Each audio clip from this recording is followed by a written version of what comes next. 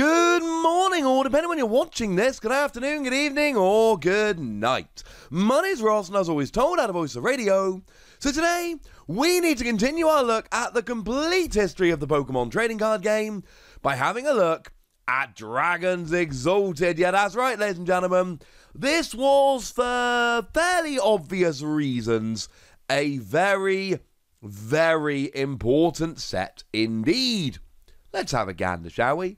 Now, this set was released in Japan on the 16th of March 2012, and it got an English language release on August the 15th, 2012, which meant it came in just under the World Championships. So whilst 2012 was not including this set, and then it came in a little bit later. And if you were playing back then, or you know your history, you will know that this is the set that brought in dragons, and even if you didn't, you might have been able to guess.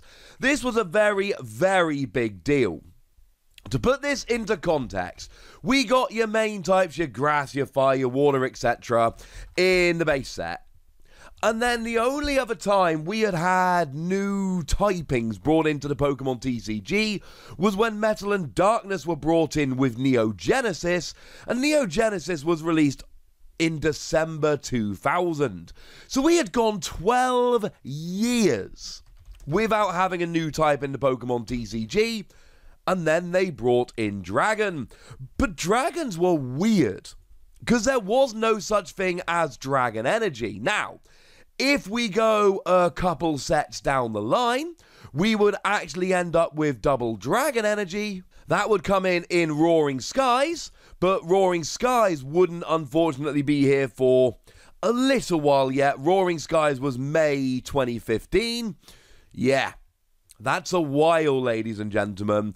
It was nearly 3 years between getting dragons and getting double Dragon Energy. Double Dragon Energy, of course, being that energy that counted as 2 of any energy when attached to a dragon Pokemon. So that was all well and good for them, but for the intervening 3 years, what did we have? We had super awkward attack costs. If we look at something like, there were some that saw a bunch of play. Let's take a look at Rayquaza EX. You've got fire and lightning, and you get to discard all basic lightning, and then you do 60 damage for each energy you discarded. Or you discard all basic fire and do 60 for each one discarded. The Hydreigon saw a fair amount of play, and that attacked for a psychic, 2 darkness, and a colorless. The Garchomp was really good, and that attacked either for a fighting or for a fighting and a water. So yeah, double Dragon Energy would be awesome, but we didn't have it. What we had were just awkward attack costs, which incidentally is the reason why these dragon decks, we had good dragon decks, don't get me wrong, I'm going to show you a couple in this video, but Dragon was always kind of on the outside looking in for the most part, because those attack costs were kind of awkward. Now, there were a couple of weird little facts about this set. If we take a look at the Magmortar in Japan and the Magmortar in English, you'll notice that they actually changed the artwork, and the reason is really simple. In the Japanese artwork, Magmortar is actually pointing his cannon directly at you, the viewer of the card, and that was seen as not terribly ideal, so they changed it for the English release. I do really appreciate the fact that Akira Kamiyama was the person who did both artworks, so even though we did have to update the artwork, you've still got Magmortar standing on those same steps, you've still got it drawn by the same artist, but you've got a slightly different pose, so it's a little bit less aggressive. Similarly, if we take a little bit of a look at some of the early Hoppips, shout out to Bulbapedia for both these images of these awkward cards and for some of the information we get here. It's a great, great website for research. It blooms when the weather warms. It floats in the sky to soak up as much sunlight as possible. Yeah, that's not Hoppip. That's Skiploom. Had to record that 3 times. I kept saying Hip. That is Skiploom's Pokedex entry on a Hoppip. It did get changed later.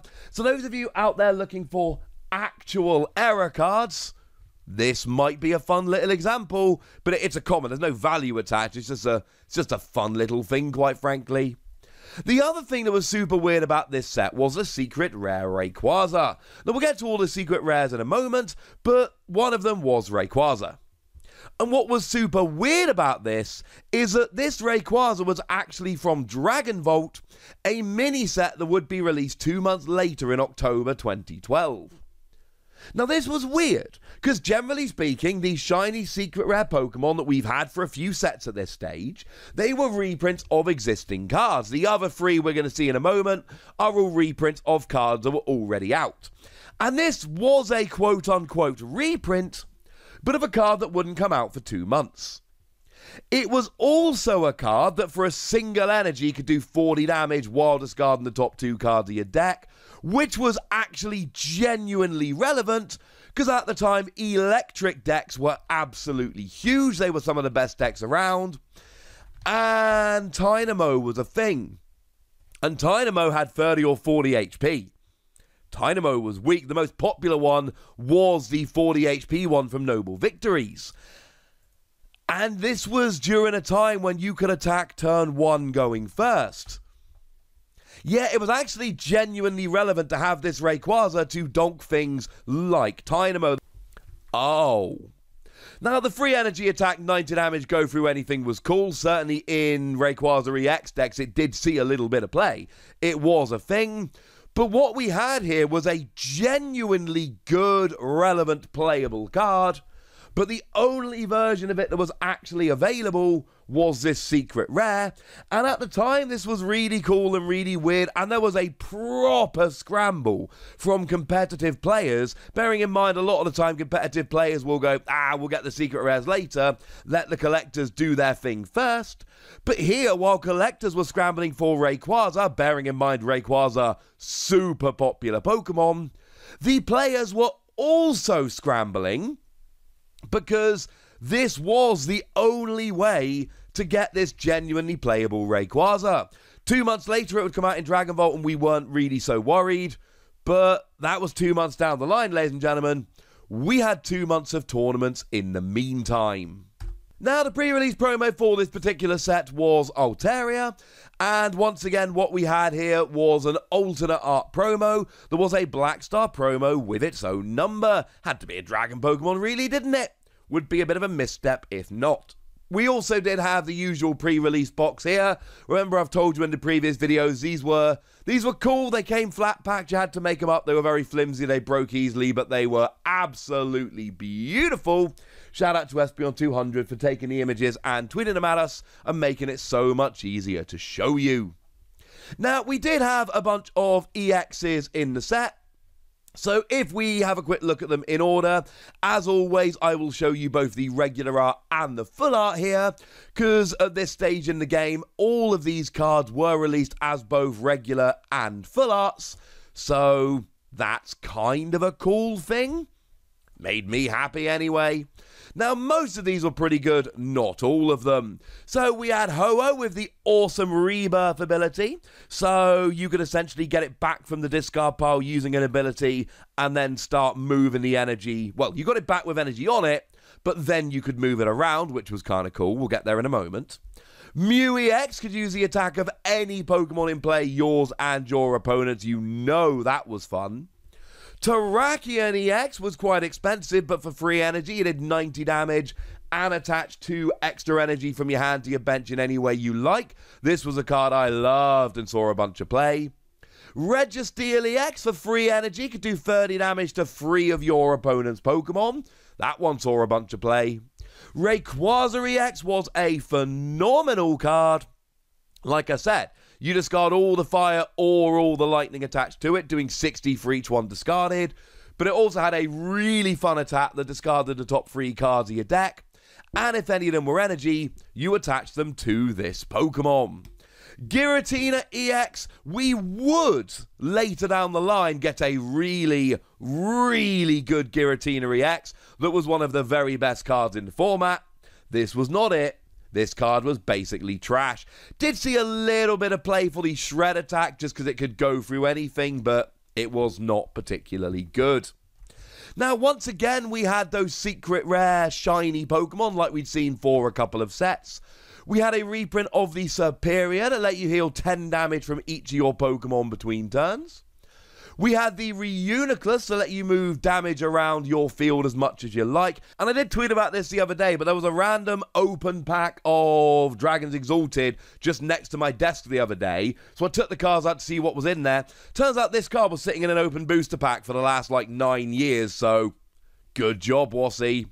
There was the Crocodile, which honestly was not a good card. It's a bit upsetting. Most of these shiny Pokemon were really good. This Crocodile looks amazing. Was not a good card. Didn't really see any play at all. And then the aforementioned Rayquaza. And speaking of the most expensive card in the set, it's Rayquaza. Now, this is an awkward card to try and actually find for sale. The prices are a little all over the place. But the general theory I found doing a bunch of research around is if you can find a mint version of this for $200, you are doing very, very well indeed. Now, in terms of the theme decks, things were a little bit weird. Because we had theme decks featuring both Garchomp and Hydreigon. Now, I've already shown you Garchomp and Hydreigon. We're going to talk about them more in a minute. They were really, really good cards. The theme decks, however, were absolute trash. The theme deck Pokemon, they were rubbish. Now, the reason we had 2 of each of these Pokemon in the set was because in Japan they had Hydreigon and Garchomp half decks. And they were the Pokemon that were brought into our theme decks. There were really good Garchomp and Hydreigon in this set. They were not the ones from the theme decks. So the Garchomp theme deck was obviously based around Garchomp. It was Water Fighting Dragon. And you got yourself a Holo and a non-Holo Garchomp. The Holo being exclusive to the deck. It was a non-Holo in the set. And then you got non-Holo rares of Marowak, Walrein and Milotic. The non-Holo Milotic being exclusive to the deck. It was a Holo in the set proper. The Hydreigon theme deck got you Holo and non-Holo Hydreigon. Again, the Holo being exclusive. It was a non-Holo in the set. And then you got non-Holo rares of Houndoom, Gothitelle and Golurk. The non-Holo Golurk being exclusive. It was a Holo in the set proper. Moving over into the best cards, we have to start with Garbodor. You see, now this Garbodor did get an almost straight reprint a couple years later, but this was where it came around, and this is a phenomenal card. If there was a tool attached to Garbodor, all abilities, that is yours and your opponent's, in play, in hand, in discard, etc., have no abilities. It was proper ability lock. Now, in the same set, we did see the debut of Tool Scrapper. Let you discard 2 tools in play from you or your opponent. That was actually really good because you could replace tools on your own Pokemon. Or what you would see players doing is essentially shutting off their own Garbodor for a couple of turns, or even just a turn. Shut off Garbodor, use a few abilities, reattach a tool, and your opponent would not get to use their abilities. It was absolutely huge. It changed the game overnight, and we are, in this video and future videos, going to talk about a whole bunch of something Garbodor decks, because Garbodor was phenomenal. Now, the obvious combo in this set was Garchomp Altaria, a deck which is affectionately known as Fluffy Chomp. It did not take down a bunch of huge tournaments, but it kept popping up and top cutting here or there, and it was an awful lot of fun. Garchomp for a single energy did 60 damage and discarded a special energy from the defending Pokemon. And special energy was quite big at the time. Or for 2 energy, you did 100 damage and discarded the top 2 cards of your deck. But you would combine that with Altaria, and Altaria had an ability that said that all of your dragon Pokemon do 20 more to the active. And this deck really writes itself. You spam Altaria and Garchomp and hit good damage for low energy while getting rid of special energy. But we need to mention the Gabite here, because the Gabite was nuts. The ability Dragon Call said once during your turn you may search for a dragon Pokemon and put it in your hand. So let's say you got 4 Gible out turn 1. If you got 1 Gabite turn 2, you would end up with 4 Gabite and another dragon Pokemon. And then turn 3, you would end up with 4 Garchomp. It was pretty gosh darned awesome. Didn't necessarily make it faster, you're still talking about a turn 3 stage 2, but it did make it consistent, and it meant that by turn 3, you would generally have all of the stage 2s you actually wanted.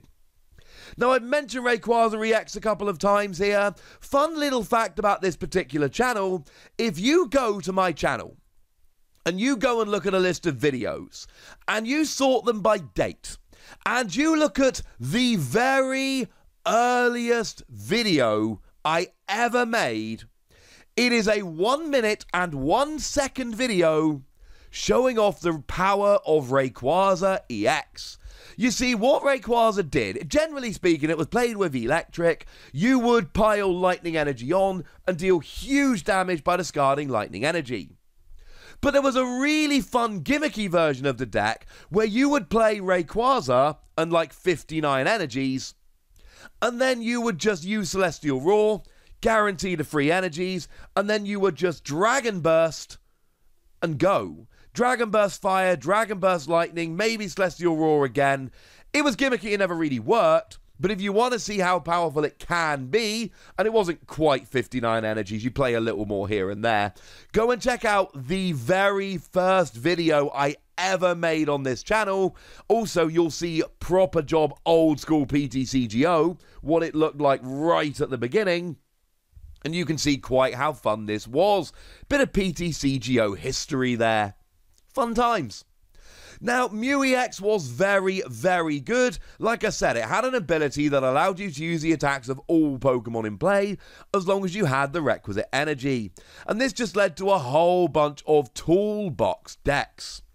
But remember, it is a psychic Pokemon, so it was able to hit Mewtwo for weakness, so this could actually work as a Mewtwo counter, because you could copy any attack that you had in play on any of your Pokemon, but then also be hitting Mewtwo for weakness at the same time.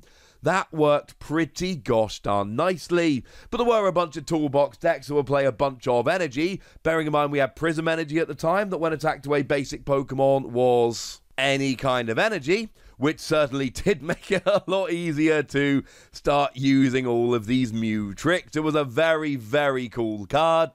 So yeah, Mew EX, lots of fun. Ho-Oh EX was a really, really fun one here. Ho-Oh EX basically had an ability whereby if it was in your discard, you flipped a coin, and if it was heads, you would put Ho-Oh from your discard pile onto your bench and attach 3 different kinds of basic energy. And then there were a couple different ways to go. You could use Rainbow Burn, doing 20 damage plus 20 more for each type of basic energy attached to it, or you could start using Energy Switch, which would allow you to just move energy from here somewhere else. So you could use Ho-Oh legitimately as an attacker in its own right, or you could use it to get energy back and start moving it around your field. Of course, do remember at the time we did have Shaymin as well, so Shaymin would allow you to essentially move energy from these Pokemon wherever you gosh darned well liked. Only joking, unfortunately, as fun as Shaymin was, it actually rotated out after Worlds 2012, which is, of course, when this set came out. So, really, I'm just using this as an excuse to mention that this was essentially the point in the game where we lost Heart Gold, Soul Silver.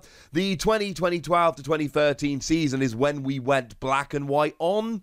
So, unfortunately, ladies and gentlemen, as great as Shaymin would have been with Ho-Oh, we don't get to use Shaymin with Ho-Oh. Sorry, ladies and gentlemen. Now, Terrakion EX was one that I liked a lot. I don't have very much to add to this particular Pokemon. It, for free energy, did a bunch of damage and then attached energy to the bench. Obviously, it comboed absolutely beautifully with the Retaliate Terrakion, so that was kind of fun.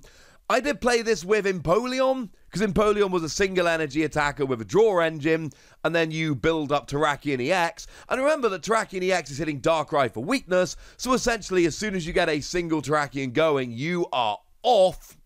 But unfortunately, yeah, it was never really the top tier deck, but I loved it.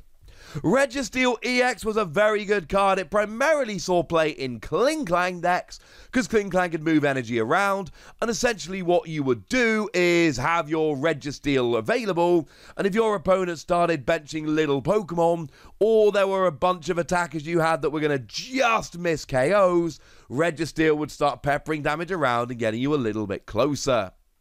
Hydreigon was a very fun little card. It wasn't really an attacker. It would attack occasionally, but really it was the Dark Trance ability that said as often as you like during your turn, you may move a darkness energy from one of your Pokemon to another. Bearing in mind that special energy like Prism does count when it's attached to a, well, in the terms of Prism, a basic Pokemon. So people would misplay and move Prism to a Hydreigon, and then it would only provide colourless energy and then couldn't be moved anymore. That was a fairly common misplay we saw happening. But it was still a good card, and it worked very much like Klinklang. It comboed with Max Potion, and it was very, very cool. It worked with Darkrai, obviously. Darkrai Hydreigon was, for a while, a deck that did see quite a lot of play and quite a lot of love. Now, Drifblim is a card that I am particularly fond of myself. This was in the deck that ended up getting me top 8 at the European Challenge Cup in 2014, I believe. Drifblim for a single energy does 50 damage for each special energy in your opponent's discard pile. The Plasma Pokemon, when they come around, more on them in future videos, they pretty much played only special energy, and in decks where your opponent did play a lot of special energy, this was a phenomenal single energy attacker. Emolga was a surprisingly highly played Pokemon because it had free retreats, and Call for Family got you 2 basic Pokemon. So in setup decks, being able to search 2 Pokemon for a single energy and having a free retreater as well, that was genuinely quite hard to pass up. Sigilyph was a very fun card. It prevented all effective attacks, including damage, from Pokemon EXs. So against the right deck where your opponent played too many EXs, yep, that was amazing. Now, there was a player who did turn up to a tournament in the UK with Sigilyph Garbodor, and we all had an awful lot of fun pointing out that Garbodor turned off Sigilyph. What's the point? And then somehow they ended up making top cut, and I'm still confused about that, ladies and gentlemen. I am still confused about that. I hope I'm just remembering the story wrong. Roserade was a very fun Stage 1 Pokemon. When you evolved into it, you searched your deck for any card and put it into your hand. Really great for, I played it in Empoleon decks to make sure I got that Stage 2, etc. It was a cool card. Ninetales saw a little bit of play for the ability Bright Look. When you evolved into it, you switched one of your opponent's bench Pokemon with their active. Now, obviously, at the time we had Pokemon Catcher, so this wasn't so good, but later on when Pokemon Catcher was errated so that it took a coin flip, when we didn't necessarily have amazing options, this became a really good card. Stunfisk was a weirdly good card that saw quite a lot of play, because for 1 energy you did 20 to the active and 20 to the bench, and believe it or not, this was another card that could absolutely transform matchups. Remembering, of course, I've told you how much play Dynamo saw with 40 HP and a ×2 weakness to fighting. Bearing in mind, if the Dynamo on the bench that was hit for 20 didn't evolve next turn, you could KO that one on the bench as well. Now, Bouffalant was a very cool card. Bouffalant used to get cool cards. It doesn't anymore, but there was a time when Bouffalant saw a bunch of love. Had an ability that reduced damage done to it by 20, but mostly for free energy it did 120 to an EX. And I know we're not quite there yet, but in a couple of videos' time I'm going to tell you about Shaymin EX, and Shaymin EX had 110 HP. I know we've also seen the 110 HP Shaymin EX, but I'm talking about the other one, the really good one. And frankly, this was just really good at taking out Shaymin without having to use some big EX that gives up 2 prizes. Now, Manectric was a card that I was kind of fond of. It never saw a huge amount of play like that, but it had a fun little attack for a single energy that did 20 damage for each energy attached to all of your opponent's Pokemon. So as a stage, and it had free retreat. So as a stage 1, it was a nice occasional tech for energy-hungry decks. And then I've mentioned the Rayquaza. We don't need to go too much into this. I've already talked about quite how good it was, but we're going through a list of best Pokemon. It seemed fair to pop it on the end. Heading over into trainer cards, there were actually a bunch of good ones here as well. Devolution Spray let you remove the top evolution of one of your Pokemon. Bearing in mind, I've been showing you good evolution abilities here from things like Roserade and Ninetales, so that was where that would come in handy. Giant Cape was a lot of fun because it could give you an extra 20 HP, and that could be relevant. Rescue Scarf. When a Pokemon with this attached got KO'd, you put all the Pokemon into your hand. You lost the energy and tools and all of that, but you got all the Pokemon, which was very, very good. Saw a bunch of play here and there. Tool Scrapper, I've already mentioned, was absolutely huge. And because Garbodor ended up being so gosh darn good, it basically forced everybody to play Tool Scrapper, because if you didn't play Tool Scrapper but you did have abilities, Garbodor absolutely wrecked you. We then saw Blend Energy. There were a couple of different Blend Energy, and Blend Energy was... well, there was 4 kinds of energy in one. It was a special energy that either gave you Psychic, Fire, Darkness, Grass energy, or it gave you Fighting, Water, Lightning, Metal energy. But you didn't have to restrict it to basic Pokemon like Prism energy. You didn't have to take a damage counter when you attached it like Rainbow energy. It was a pretty good card if you could have the right kind of mix. So something like the Garchomp I showed you that wanted Fighting and Water, it worked kinda beautifully indeed. Moving over into the top decks, there were actually a few decks that came around from this set. Ray Eels was a deck that really did make itself. You had Rayquaza, and you had Electric. So essentially, you would put 1 Fire Energy on Rayquaza, and then you would use Electric to pile Lightning Energy on, discard them all. Now, bearing in mind at the time, 180 got pretty much all the EXs, so most of the time, discarding 3 Lightning Energy was enough to KO basically anything. So if you had 2 Electric down, attach for turn, 2 Electric, 180. Attach for turn, 2 Electric, 180. Remember, Electric only attached to the bench, you'd have to switch in and out. That was not the end of the world. And this was a very cool deck. Obviously, it did play Raikou EX to hit the bench as well. That was a big card at the time. But Ray Eels became one of the very best decks for a very long time. Now, I've mentioned Garchomp Altaria. Like I say, it was a bit of a fringe deck. It's all play here and there. Ross Cawthorn, I believe, made top 64 at US Nats one year with it. It was a cool deck that did quite well. It got top 32 at the ECC at one point. It was a fun little deck, but there wasn't really much else to it. Like, you basically had Garchomp Altaria, and Gabite helped you get set up. Blend Energy was important, but it didn't play a lot of techs because, honestly, you needed the bench space and the deck space for Garchomp Altaria. It was a pretty straightforward deck, but against lower HP decks where you could run through them with a pretty bulky single prize Pokemon, and against decks that relied on special energy, it worked really nicely. Now, Garbodor Zebstrika was a very, very fun one, because remember that Garbodor turned off abilities, and Zebstrika with the disconnect attack turned off item cards. And obviously, if your opponent can't play item cards, they can't play Tool Scrapper, which means that that ability lock is staying on. And you didn't do very much damage here, but it didn't really matter, because essentially, you would sit there, and your opponent couldn't play items or use abilities, and that would hurt them. You would use EXP share here, so that when a Zebstrika went down and energy went to the bench to turn him into a pseudo single energy attacker, bearing in mind your opponent couldn't play Tool Scrapper. And I actually did win a game at a tournament in Manchester once, because my opponent prized all 4 Blitzle, and their only attacker was Zebstrika. That was a little bit upsetting, because they found out about it really early in the game. If they'd waited 10 minutes, I would have ended up winning on time. But they scooped early and beat me 2 games to 1. Boo, hiss, etc. Can't win them all. Now, Darkrai Garbodor was actually a weirdly good deck. And the theory here basically was that you slowed the game down, you turned off your opponent's abilities, but you also still had probably the best attacker in the game, with Darkrai, 90 to the active, 30 to the bench. It was really good.